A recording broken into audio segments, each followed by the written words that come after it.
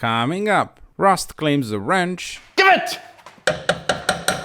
We take a bad engine out, put a better upgraded one in, Let's put this rocket ship back in its place. and go driving fast on the Nürburgring.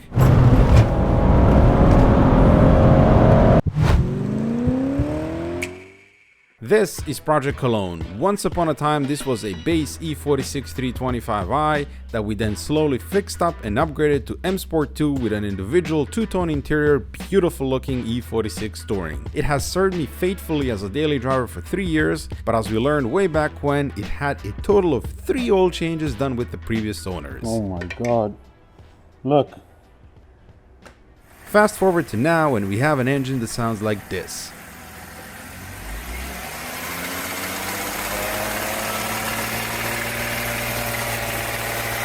I initially thought this was a lifter tick and proceeded to put another 3,000 kilometers on it, only to later confirm it's a rod knock. Yep, she did. This brings us to something I said in part 11 while wearing my wife's hat. M54 B30 engine swap. I'm actively searching for a suitable donor car, And here it is, a 2004 330i with a 6-speed manual. This literal rust bucket was noted as engine damage by the seller, has 272,000 kilometers, and makes for a perfect donor car as the entire chassis is rotten. This marks the new chapter for Project Cologne as we're going to turn it into a track-capable car. The daily driving duties are fulfilled by Project Rottweil, and as I want to learn to drift and drive fast on the racetrack, we are putting Project Cologne to work. We are starting with the engine and gearbox swap, and in the upcoming episodes we'll address the suspension, brakes, reinforcement of the chassis, seats, and so on. My goal is not to build a fully prepped track car at once, but rather gradually upgrade the components so I can feel the change on the track as my track driving skills improve. It runs like hot garbage. No power steering. There we go. This thing is rough. The belt is shredded, so there's no alternator or power steering. But more worryingly, the diesel valve, yeah, it's gone. There's a big bracket here and a flap missing, and that's bouncing around somewhere in the intake. And hopefully it didn't make its way into the engine and made a mess there. I think not, because I already looked with the endoscope into the cylinders. But now I want to perform a compression test and a leak down test to see if we are working with a good engine and if we can just refresh this thing, plop it in Project Cologne, or we need to strip it down completely and rebuild it. I would prefer the first option because that means I can go on the track much quicker. It's turning over kind of lazy. So the number one, 11.5 bar. All right, come to think of it, I'm gonna do the leak down test once the engine is out of the car. It's gonna be a bit easier. For now, we have this, good compression, 11.5, 11.3, 11.7, and 12 bar. That's all within spec, and that's with a cold engine, so really good results. Got a pair of fresh gloves. It's currently 6 and 17 minutes. Let's see if we can get this engine and gearbox out this evening. Hoorah! Chinese math replica, never gonna work on this car. I turned the clamp upside down, man.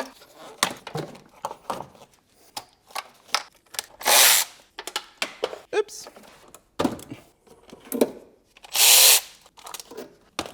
Let's remove this secondary evap crap. Don't need that where we're going. Let's see if I'm going to be lucky and the AC system is empty or not. Just air. Thank you, previous owner. Oh, look at that. They used a metal screw here. That's one way to fix it.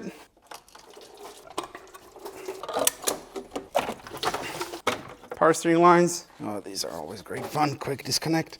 All right, it. Oh, there you go. Oh, look at that. It fits. I think these are wheel bearing bolts.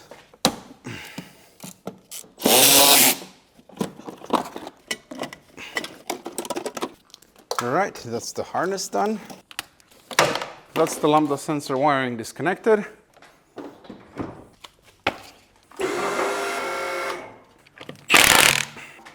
Okay, we're just going to disconnect the caliper. Everything else is coming down. Now I'm going to smoke this sway bar link. Dude, let go of my, ow. I want it back. Give it.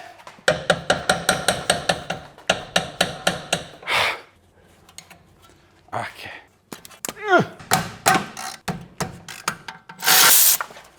never hang the caliper by the brake line, but here I don't care because I'm not using the brake line or the caliper. But I'm still gonna, I can't do it like that. I just can't, okay? Just leave it like that. I know, the unbelievable has happened. It has oil leaks. This thing is so freaking rusty.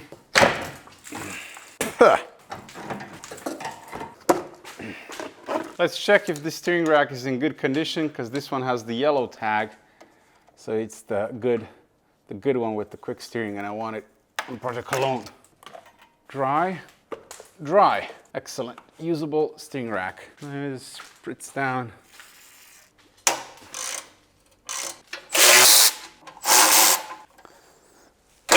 Ah, bastard. Oh good, it broke. It broke my hand as well, but it's out.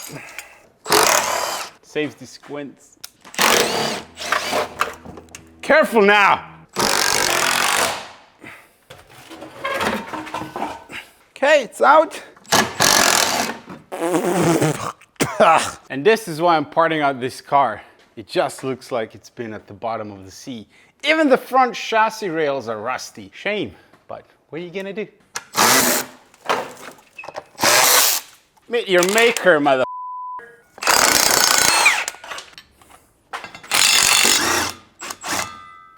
Oh, jeez. She's rusty, man. I need this prop shaft. Look at this. That is so sad. I'm gonna try and remove this cross.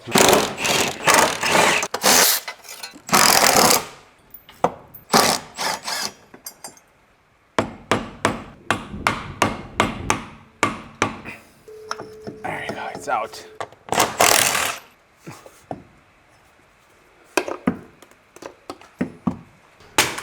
Again, shifter linkage.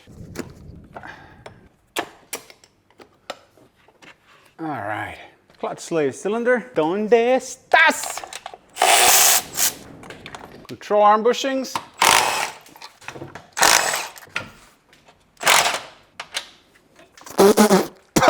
Rust. AC line disconnected. Yeah.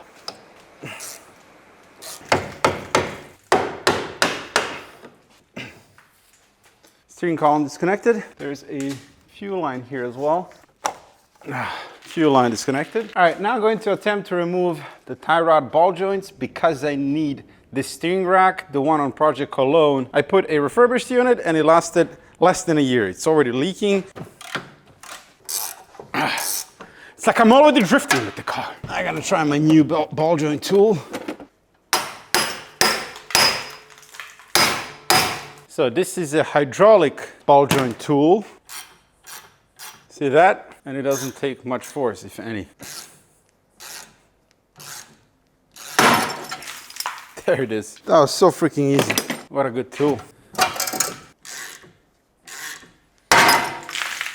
You can find it on US Amazon from OEM Tools. All right, so this is the, I believe, connector reverse switch. Roll in the table. Na, na, na, na, na.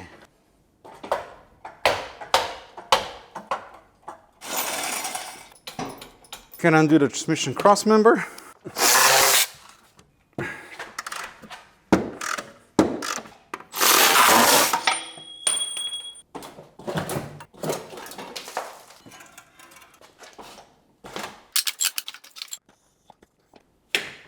It's out. Look at the clock. Just under 3 hours to remove this drivetrain. By far the easiest engine and transmission that I removed. And by the way, these 3 hours include dinner as well. We gotta respect the tradition and ride it like a horse. Yeah, it's comfortable. All right. I only slept 2 hours last night, but let's go! Done scratched, already scratched, Project Raleigh. Karaoke. Break out the apple picker.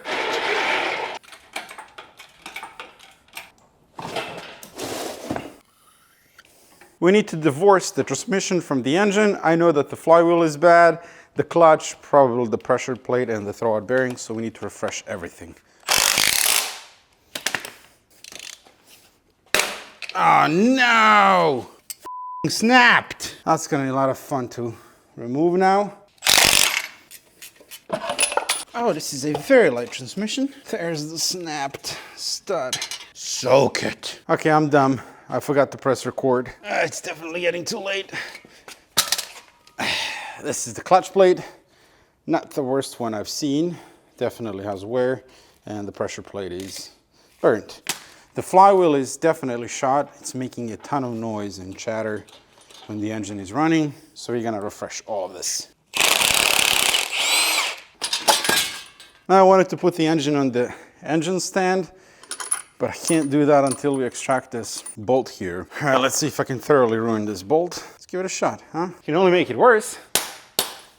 Oh my God, it's moving. Just don't snap again. It snapped again.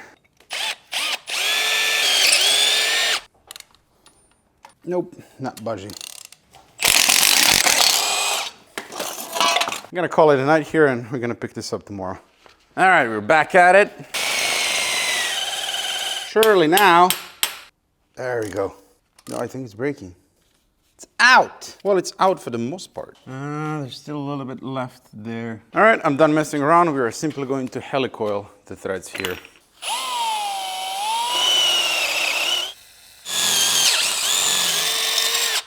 Important to start it straight.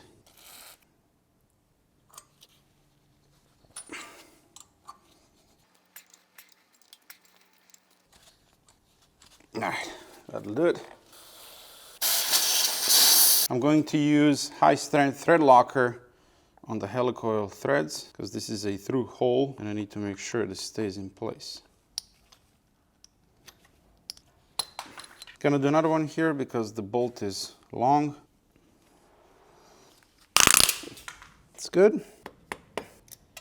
And there you go, fixed with new helicoil threads.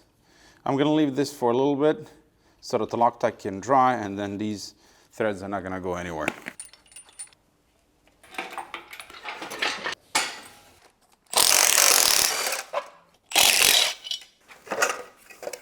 The cats are good, they're not rattling. All right, first thing I want to do is get the intake manifold off and see if we can find the remains of the diesel valve.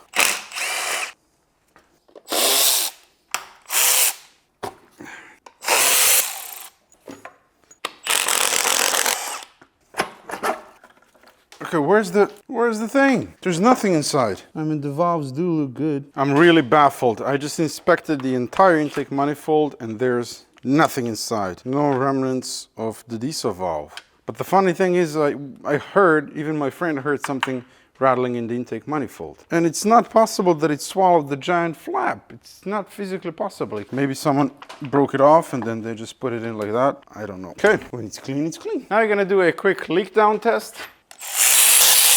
Cylinder number 6 is at 5%. It's really good. The results are in, and the tough M54 unit strikes again. We have a healthy engine on our hands. 6%, 8%, 9%, 15%, 9, and 5. Cylinder number 4 was actually a 25% loss when I initially tested it, and the air was escaping through the exhaust valves, exhaust port on the cylinder head. So I spritzed some carbon cleaner in there, let it cook for a little bit, cleaned it, repeated the test, and got it down to 15%. Right now I have WD-40 sitting on those valves to sit overnight, which is going to additionally clean it, so that should improve even better, but even at 15%, that's still good. Anything below 20, it's good. So despite of this thing being heavily neglected, it's still good. And I don't know if I mentioned it in voiceover or whatever, but we are going to rebuild this engine fully at some point, strip it down completely, do the cylinder heads, port them, different cams and all of that stuff. But right now, I just want to go racing. It's peeing. That's the oil filter housing oil draining. Fairly dirty filter, but no metal in it, so that's good. Now I'm going to remove everything in front of the engine. Newish looking water pump. Fun fact, they lost one of the bolts here, and instead of finding a proper one, they just decided to use 5 washers instead.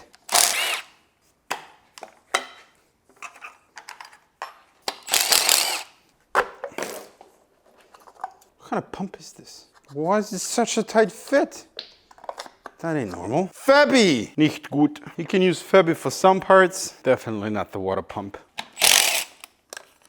Original power steering line. That's surprising. Look at this. This is a remanufactured Bosch alternator. Doesn't say the date, but it looks freshish. It's already shot. The bearing inside is shot. Really disappointing. I'm gonna have to replace it. And I just put this one on Project Rottweil. I ordered Vallejo to replace it. We'll see if that one is any better.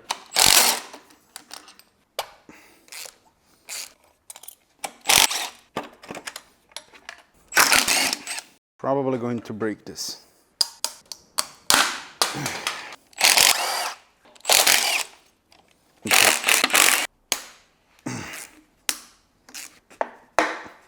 Can remove the starter. Let's pop the valve cover. What do we think? Varnish? Sludge? Yep. No, actually. That is fairly clean. See? Golden.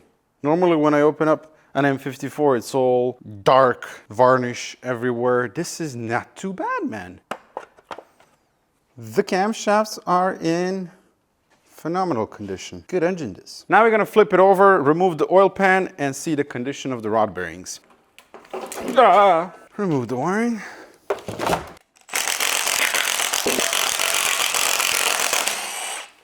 Okay, let's clean a bit around the perimeter.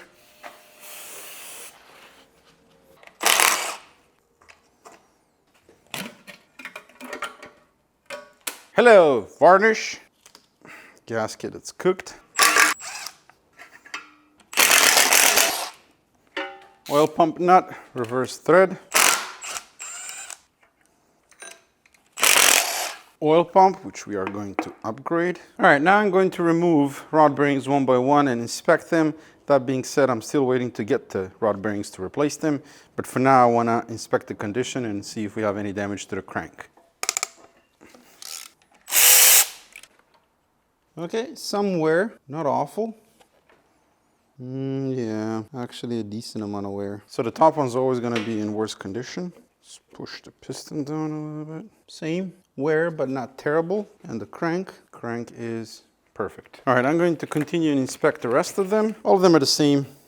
They have wear, but nothing terrible, and the crankshaft is in excellent condition. The oil pan, this is the pathetic little baffle plate from the factory, and this is not going to cut it on the racetrack. We need to upgrade the baffle plate. Thankfully, the Beamer World is sending me one with the updated design that we need to weld in, and that means that we need to remove the old one. And then finally, we can vapor blast this thing. This is, oh, you already know, Vixen Surface Treatment's Aquablast 1215 Vapor Blasting Cabinet, aka creator of better than brand new parts.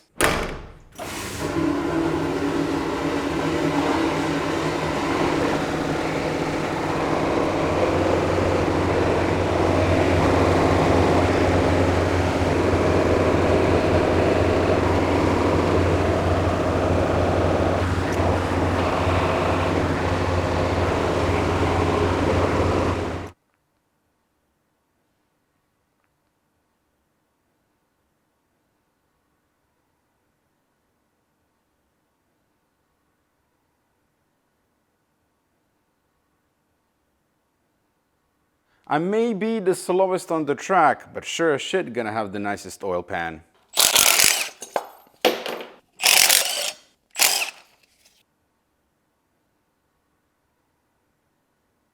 Now I'm going to clean up the engine.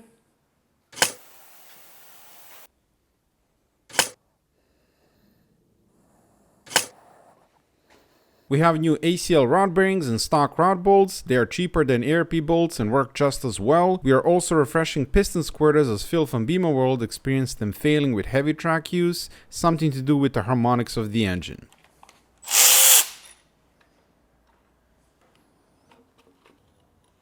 To clean the rod cap, take the fine Scotch-Brite with a brake cleaner and clean the surface.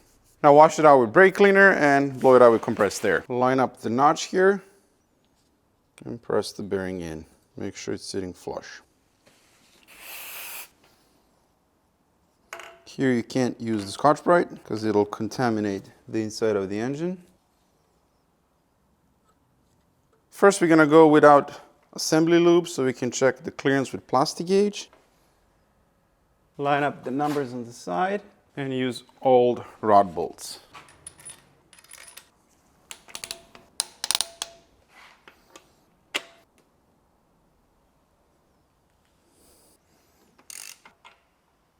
The clearance for the rod bearings on the M54 engine is 0.02 to 0.055. Here we have something between 0.038 and 0.051. That's well within spec and we are safe to proceed. Liquid moly assembly lube,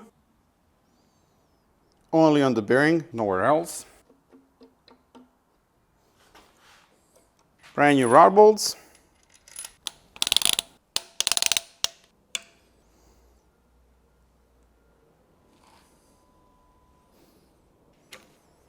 Let's verify that the rotisserie chicken still turns. It sure does. Rod bearings on the M54 B30 engine with nearly 280,000 kilometers. Not good. All of them are worn. This is not horrible, but you can clearly see wear on all of them. And at this point, I would recommend that you replace rod bearings on the M54 engine if it's been neglected and it's higher mileage. Otherwise, you might end up with the same situation that happened with the engine in Project Cologne. And now the piston squirters. Okay, we do have Loctite on these bolts. Good. Long needle nose pliers. I don't understand how these break, but apparently they do. Clean a little bit with the microfiber. New one going in. Medium thread locker applied. Okay, I can't find a torque spec for these bolts. It's gonna be either 8 newton-meters or 10 newton-meters, but I'm gonna go by hand because that way I know I'm risk-free because I can feel when I need to stop. So I'm going to proceed and replace the rest of them. Piston squirters done. Unfortunately, the 6th one we cannot replace because the crankshaft is in the way. It would have to come out, and at that point it's full engine rebuild. But what Phil told me, that one pretty much never fails. So we at least have a peace of mind with these 5 here.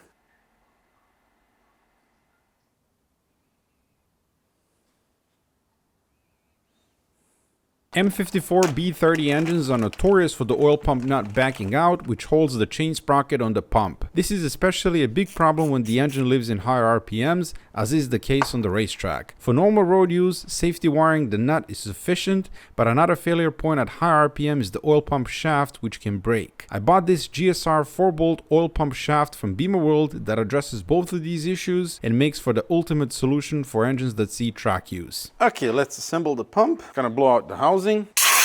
Brand new spring and brand new O-ring. Fogging oil for men.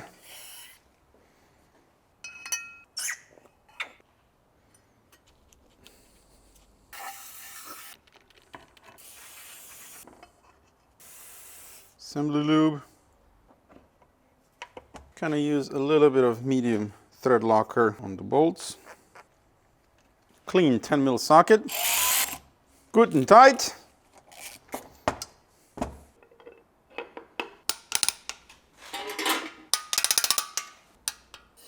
Brand new O-ring.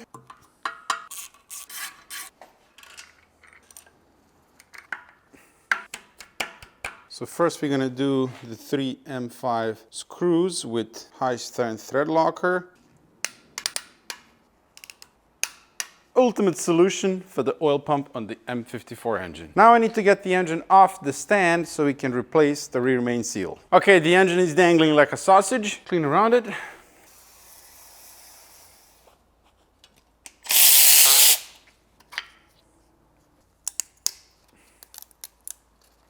When it comes to the rear main seal, you have 2 options here. The easy and more expensive option is to buy this entire thing from the dealer. It already comes in with the seal pressed in.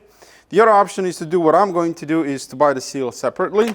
And I also went ahead and purchased original BMW tool from the dealer to install the seal correctly. Otherwise, you can play around with the wood blocks and whatnot and see if you can get it in that way.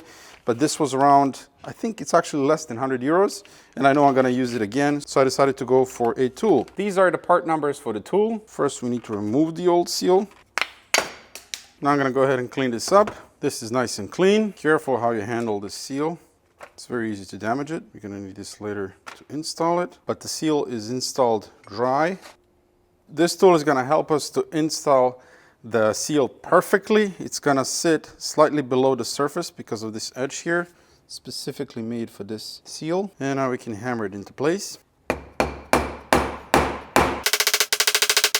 Using this tool, you can't overdo it. And you can see how the seal is supposed to sit, slightly below the surface here. And this is very easy to do with the tool. Mutzi's here. What are you doing, Mutzi? What are you doing, Mutzi? What are you doing? She just wants to play. Mutzi, you're supposed to lay on that. Rest, you know? I have to work on the engine. Mutzi, say hi to the good folks. She's a good supervisor. Clean the crankshaft. Brand new gasket. No, Mutzi, it's not food. It's just a gasket. Here, smell. Now, the repair manual states to oil up the crankshaft. So make sure that this plastic tool is seated all the way in, and then slowly install the cover. Nice and easy. And on the two bigger bolts here, we are applying thread sealer. Sealer, not locker, per the repair manual. Now I'm going to put the engine back on the stand. We're going to do the oil pan a bit later. Right now I want to replace the vanos and the valve cover gasket. Counterclockwise bolts here.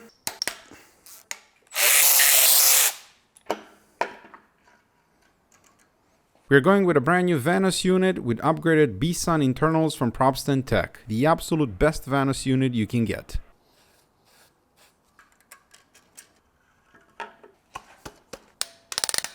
These are torqued to 10 Newton meters, but I don't have a torque wrench that can torque in reverse, so I'm going to go by hand. Just don't overdo it.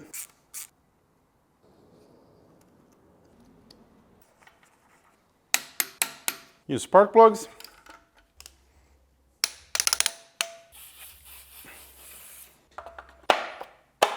The valve cover turned out to be broken on the inside, so I'm using it just to cover the engine until the new one comes. Let's see if this one is going to break as well. It broke. Of course.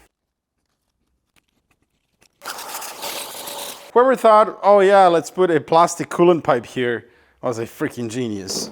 Should have been fired. Now it's all nice and clean. Let's first do the knock sensors. Brand new OE video knock sensors. New coolant pipe. I applied Rhinzoplast on the O-rings because I really don't want this to leak.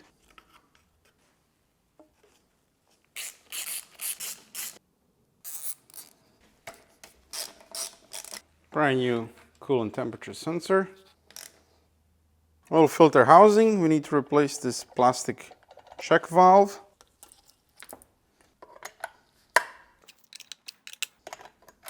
Alright, I'm gonna clean this in the ZZ machine and then we're gonna plop in the new valve.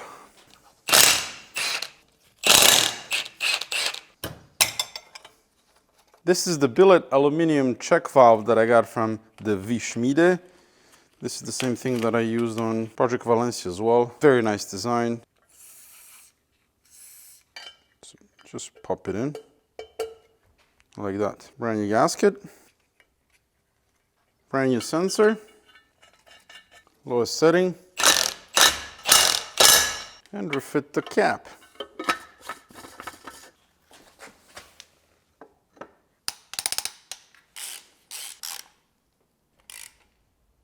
Brand new Vanos line. This is the upgraded baffle plate for the oil pan from Beamer World. It goes in just like that, and then it needs to be welded in, 2 spots here, 2 here. Baffle plate welded in, had a local guy do this, and I think he went a bit overboard because he really welded it in on several spots, so this is definitely not going anywhere. Looks beautiful. Bit of Rhinzo seal where the covers meet the block.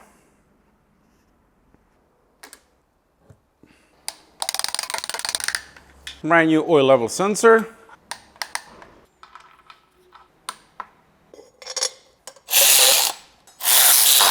Block off the secondary air port.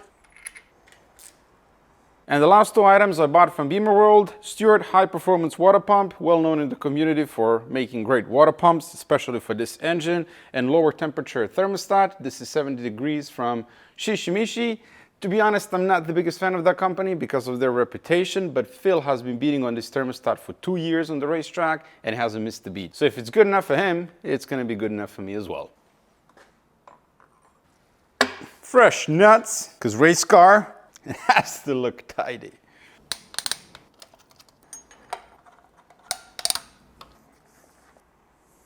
Brand new tensioner with all new hardware. Valeo remanufactured in Poland alternator. It's important to compress the brand new tensioner 3 times. That'll do it. AC compressor we're going to install a bit later because I'm going to reuse the one from Project Cologne. PS pump. Brand new pulley. Brand new belt. That's the belt installed. We have a brand new dual mass flywheel, pressure plate, clutch plate, bolts, original tool for aligning the clutch plate, fork, pivot, and the throwout bearing. This is Zach's Extend kit. Really nice set, and it's super easy to install. First, I'm going to chase the threads and clean up the old thread locker. First, this plate. So line up this dowel here. Locked the crank in the front. It says on the clutch plate, Getriebeseite, gearbox side, so we install it like this.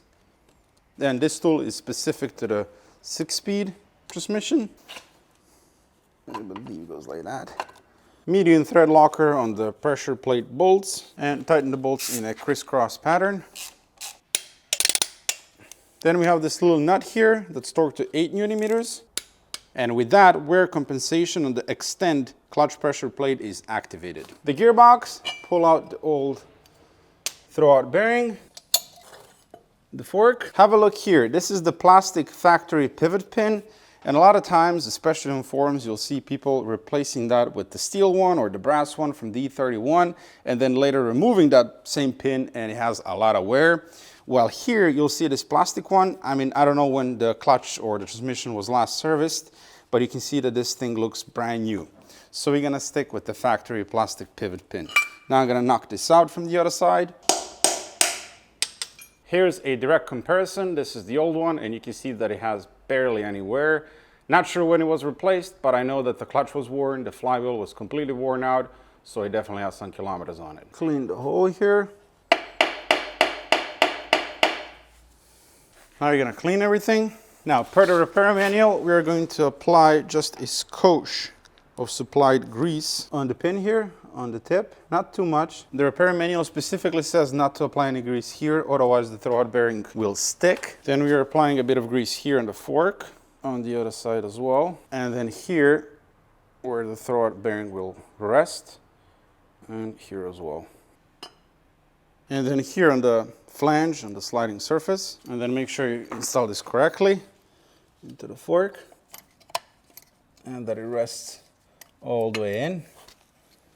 And this is how it moves. Per the repair manual, we need to grease the splines and the shaft here. And then, oh. You have a small bracket here. Brand new starter, Bosch. We're gonna hit a pause here, and I'm gonna go and remove the engine and transmission from Project Cologne. Race car coming in hot. All right, I'll catch you in a couple of hours.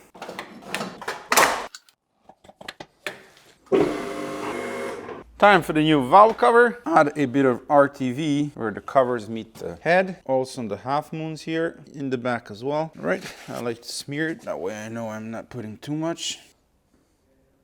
Crisscross pattern from inside to out. Just make sure it's snug. Brand new cap. And brand new OE Bosch ignition coils.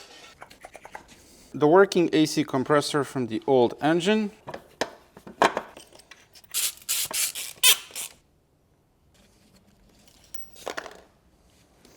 Time to reinstall the intake manifold with brand new gaskets and CCV. Brand new idle control valve. The wiring harness. This is the power steering rack from the donor car, and it's the most desirable one with the yellow tag and 712 part numbers in the end. Believe the best thing you can get for the E46 platform. For good measure, gonna do the engine mounts as well.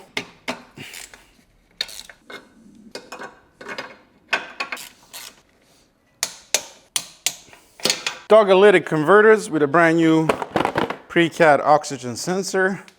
The one after the cat doesn't really matter. And I'm gonna have to find a better solution here because these exhaust manifolds with integrated cats in them suck. They're known for failing, like on Project Rutwall, where they start rattling, and also they're super restrictive. Getting rid of this, you can easily get 20 horsepower. Let's put this rocket ship back in its place.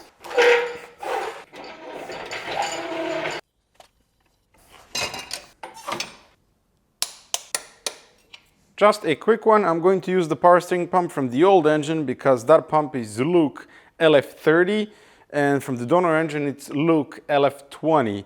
And upon some research, LF30 is the one you want to have on the engine if you're tracking the car. I did not know that, but I noticed earlier that the connections were different, so did a bit of research and here we are. Power steering reservoir with brand new lines. Transmission mounts.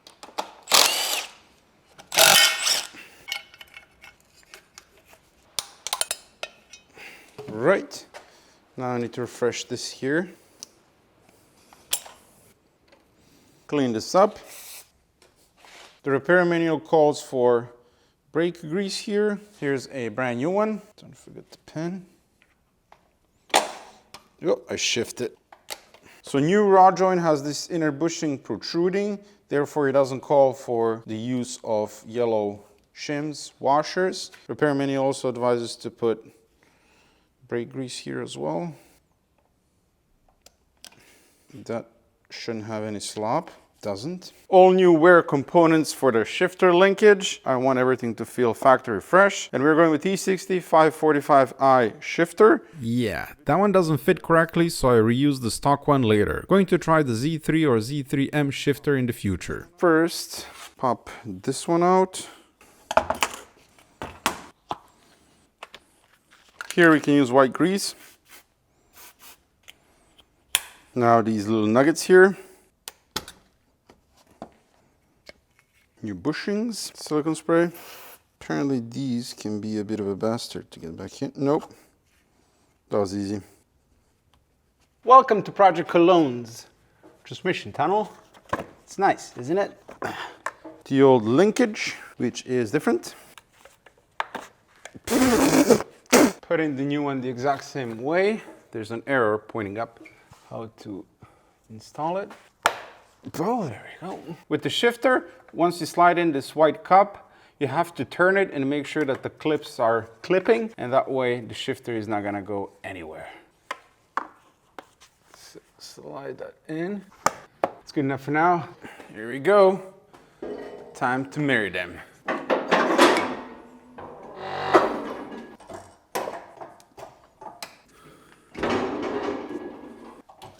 Are we in? Have to support the car from the back as well. One side is in.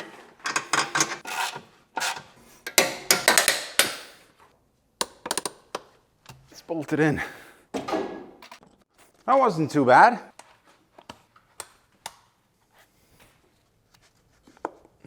Bit of brake grease. The clip.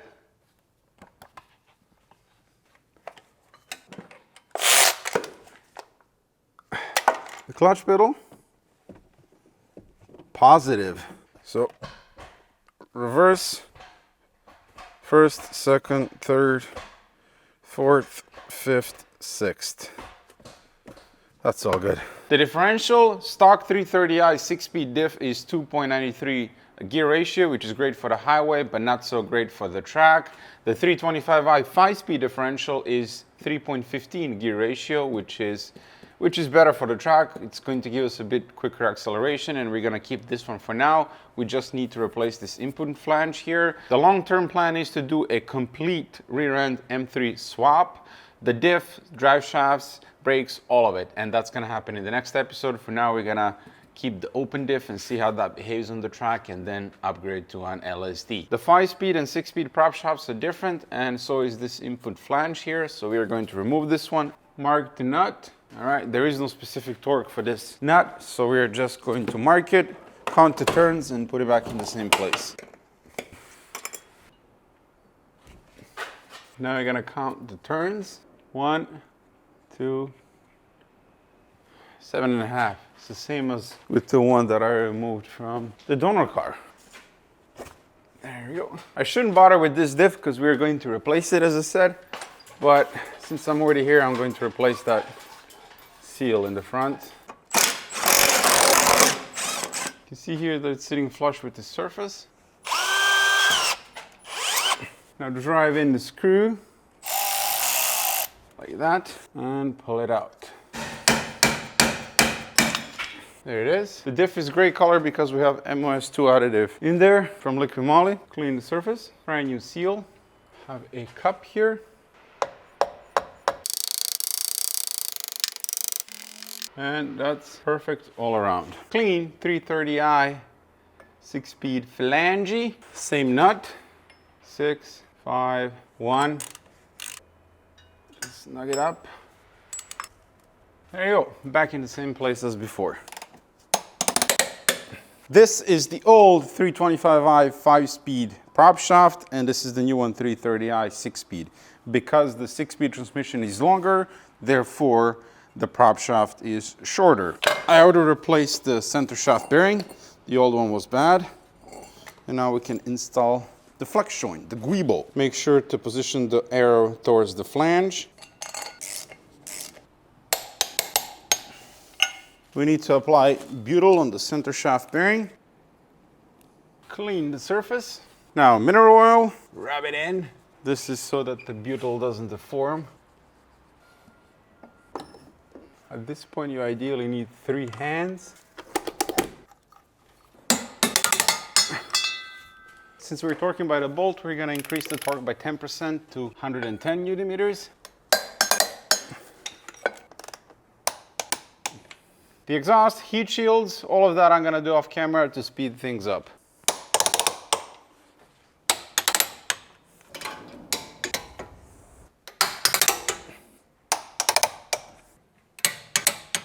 Time to add the fluids.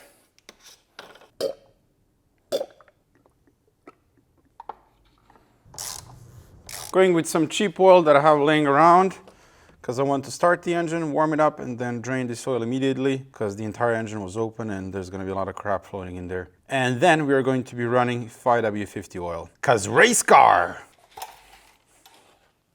Temperature highest and fan lowest speed. The ignition coils are disconnected. I pulled the fuel pump fuse, and now we're going to crank the engine over a couple of times to build up oil pressure.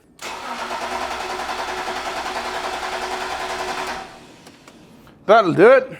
That starter is stupid fast. I just had Oli from OE Motors code the car. I kept the old DME, which is the same one as the donor car, MS43. He just changed the software to 330i 6-speed. So we are ready to start it. Here we go.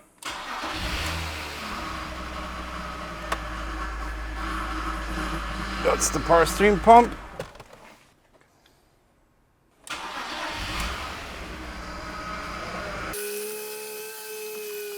Some residual smoke that just burnt off. Then we need more power steering fluid. Engine sounds great. Now I'm gonna let it warm up and then I'm going to change the oil. No check engine light. Yeah, baby! 330i power! By the way, that engine sounded horrible in the donor car. And now it's sweet. Really sweet. Time to eat a baguette! Look at that! We have a clutch and a transmission as well. Oh, you sound so good! Listen to it. It's very, very quiet. Ignore that, that's just residual stuff burning off. It's up to temp.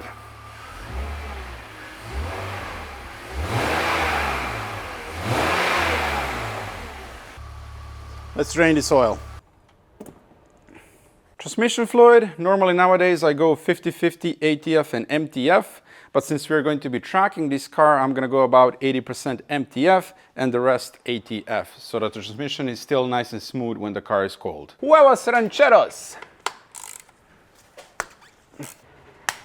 Safety squints.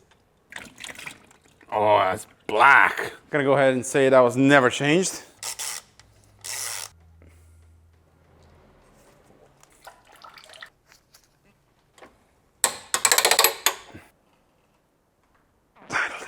And now the brakes. Our friends from BrakeShop.com have our back here. The car already has 330i brakes in the front with stainless steel lines, so we're going with StopTech slotted rotors and Hawk HP Plus pads. Martin and the crew are a great bunch to work with, and you can use code M539 for 5% off your order. We also have AT Type 200 brake fluid, which is plenty for now, and reinforced caliper bushings from Beamer World, which are nylon reinforced. This makes them a little stiffer, which helps to keep the caliper aligned and have less deflection, which results in more even pad wear.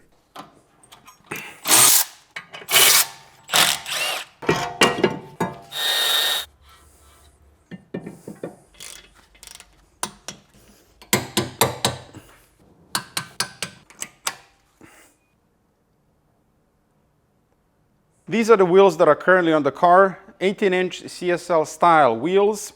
They look spectacular, absolutely beautiful on the car, but they're low profile, staggered. The tires are very expensive, so not a good fit for the track. So this is coming off, and we're gonna put on something else.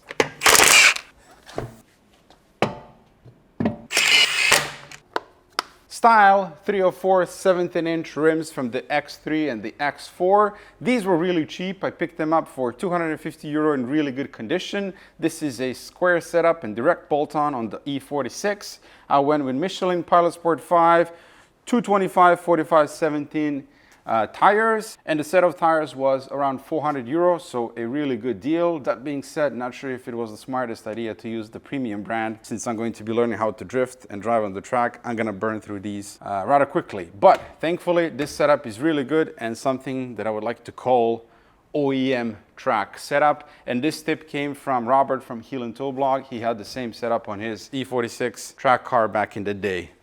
They look great, don't they?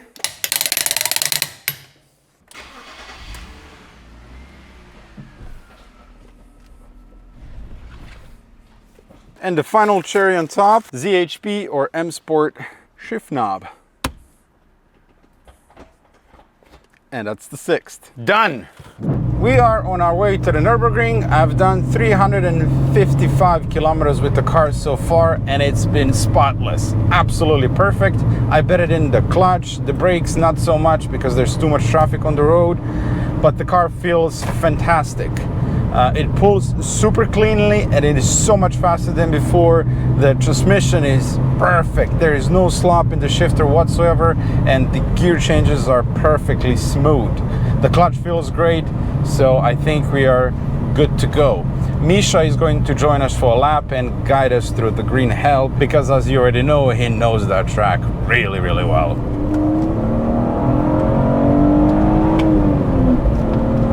So Ollie did a custom tune and raised the RPM limit to 6,900, and it pulls so good. It's actually making a bit more power than stock. So man, my race car is doing good. As long as it doesn't blow up on the ring, we're gonna call this operation successful. And it's beautiful to cruise now with the 6th gear on the Autobahn as well. Oh, this is working.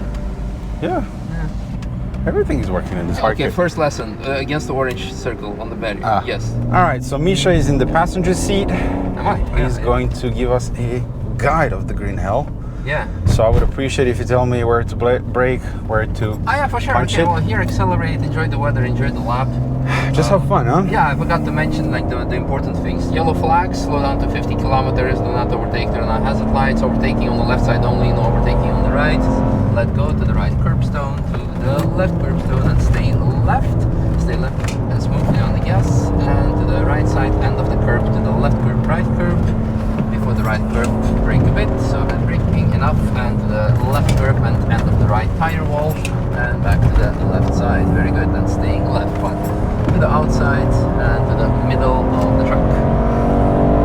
On top, steer close to the right barrier, stay on the gas, don't lift, to the uphill left part and staying on the left side, staying left before the top on the brakes a bit, orange barrier left turning 3, and stay on the gas, steer left gently to the 6 kilometer sign in the middle, and then steering to the right curbstone, and at the end of the right curb turn into the left curb and right curb in a straight smooth line. Speed is okay, no need to brake, you can lift if you feel comfortable. Now smoothly on the gas through the bottom, and at the right curb brake, white sign, turn left over the curb, let go, turn over the curb,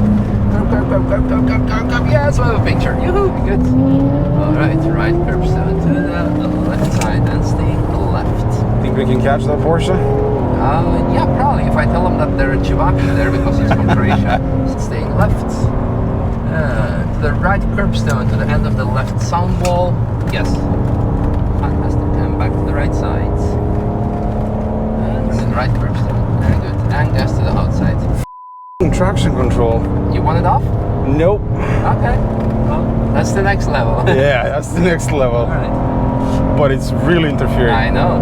I can feel it. Alright, left side, stay left, stay on the gas, count the curbs, 1, 2, and number 3 goes straight to the right, staying left. That's fine, yes. I've overtaken someone. Perfect, stay left. Stay left. Okay, now to the right curb, speed is 5, no brakes, and to the outside and straight. Left curb on the brake, stay left till the end of the curb, and then turn into the right curb. So the carousel, now unleash the wrath of traction control. Yep. Alright, and the right curb. Very good. And The car is definitely way too soft for the track, yeah. but that's the whole goal, to experience it stock. Yeah, we'll see. Yeah, exactly. And end of the curb to the left curb, no brake, gas, flat. To the right side, right curb. At the right curb, left, end of the curb, turn in, no braking. Just turn, no. Yeah, Okay. perfect. And the right curb, and to the left side transition, staying left, and stay left.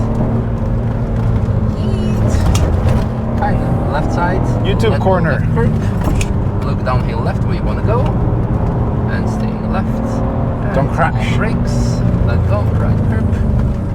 And to the outside, staying left. And curb. Okay, left curbs down. And staying on the left. Okay, right curb to the outside. Jesus. Yeah. Stupid traction control, man. And pass him. Yes. Go, go, go, go, go, go, go, go, go. And brakes. Let go, turn in to the outside using up the track. Very good. Perfect. And Mini carousel? brakes. Yeah. Let go and turning in. And traction control. Back to the left side. Tap. Turn. Turn. To the, yeah, perfect. And to the outside. Fantastic. Oh, that was so fun. Very good. Okay, there's someone who wants to go through behind us, so eyes on the road, stay right. Oh my god, it's so aggressive. I know. Yeah. 6,900 RPM limit. Woohoo. Svaka chest. Voila. Practicing your creation, huh? With the Yeah, wife. and On there's scale impressions. 1 to shit, how shitty was that? If we eliminate the traction control, it was actually quite good. Really? Yeah, no. The basics is good. I would say, like, aside from the car, the driving skill wise, you're too aggressive. You're still not comfortable. Yep. You're still like, I need to make this turn. I need to go Yeah, fast. yeah. You need to be real like Smooth. and like feel comfortable and. And I'm still getting used to the car as well, because Yeah. normally in the M5s I have to heel into a lot Yes. to slot the gears, but here it looks like I don't have to. I can just bleep the throttle really fast before Right. braking. So I'm still getting used to the whole clutch and everything. Yeah. But Well, I'm excited to give it a go to see what. Yeah, let's see what you think, because it'll be good to hear what I need to upgrade to make it even better. Yeah, I mean, I've done a shit ton of work to the engine. I must say this is the most smartest build I've heard, because Really? the biggest concern that I have with old cars is them leaking coolant on track and Yeah, I making know. someone crash. Yeah, so yeah. making sure that this system is sealed Yep. Then come the brake and of course and everything for your own safety. Exactly. Because I really don't want to ruin the day for someone else. You And know? your bank account. Yeah, that as well. I mean, all right, your turn. And you can watch that video on Misha's channel. Head over to Misha's channel for a full lap with him behind the wheel. He really put the E46 through its paces, and it was amazing to see how fast it can actually be driven.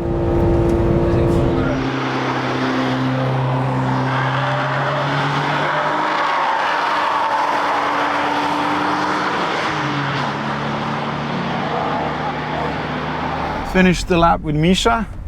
I'm going out for another one on my own.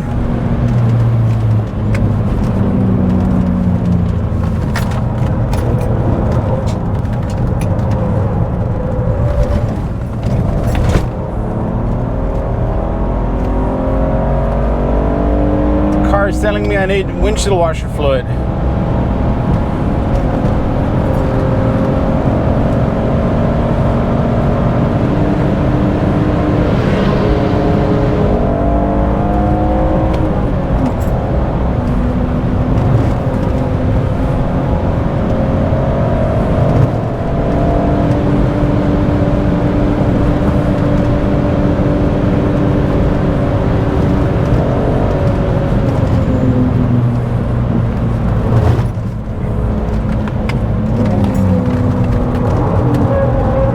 It's nice that the track is empty and I'm having so much fun.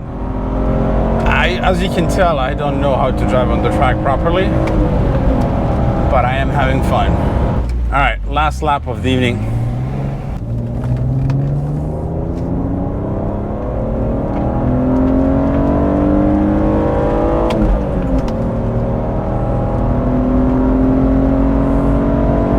Nearly keeping up with the M4.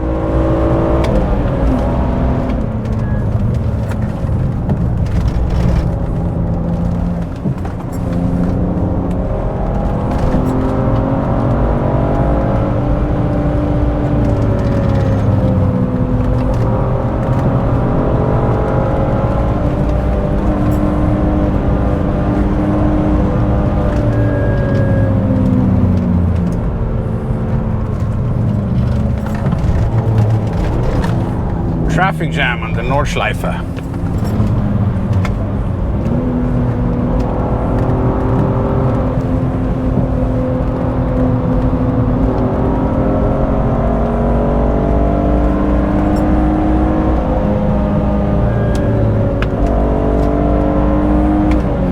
I've overtaken the M4. Let's get the X5.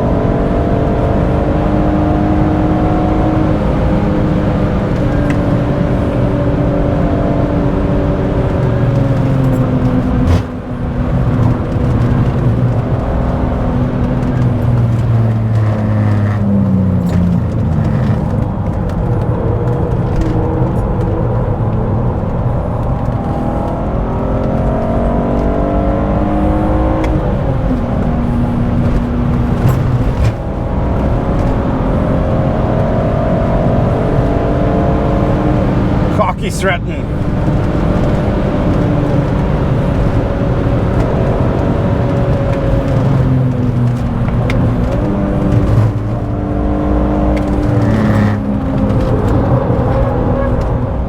Okay, I'm not the slowest on the track, which is good.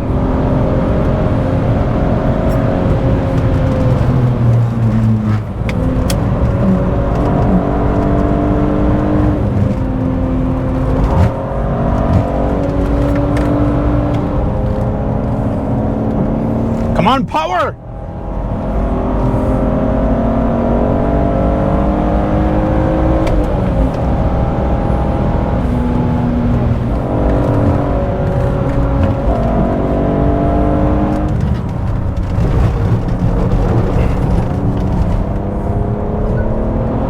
And now the Insta360 reheated.